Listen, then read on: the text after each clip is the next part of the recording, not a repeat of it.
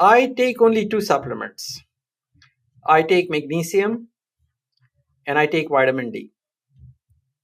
I take vitamin D with K2 um, through all the winter months, which would be starting sometime in October and ending sometime in March. And then I vary my vitamin D intake based on the level of exposure I have to midday sun. If I have a lot of exposure to midday sun, then why do I need a supplement? I try not to take it on those days. I do take magnesium, and I think older people should take magnesium. Magnesium is reportedly very deficient in our diet. And I find two benefits of magnesium in me and in my patients. So, in me, the reason I take it is that it reduces cramps on the bike. The second thing is that I think it helps me sleep better. In my patients, the predominant reason for giving magnesium is to reduce the risks of irregular heartbeats. A lot of people are older, they have heart disease that puts them at higher risk of atrial fibrillation and premature beats, and magnesium is one of the ways to reduce that. Not a fan of fish oils. I think fish oils are best obtained by eating sashimi or tuna or salmon, because fish oils get rapidly oxidized.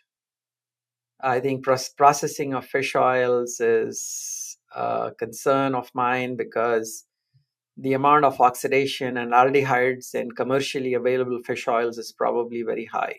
The magnesium should be glycinate or taurate, chelated magnesium basically, because that's the one that gets absorbed.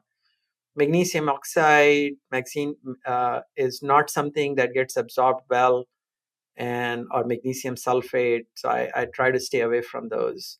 Those are more remedies for constipation because that's not something that gets absorbed.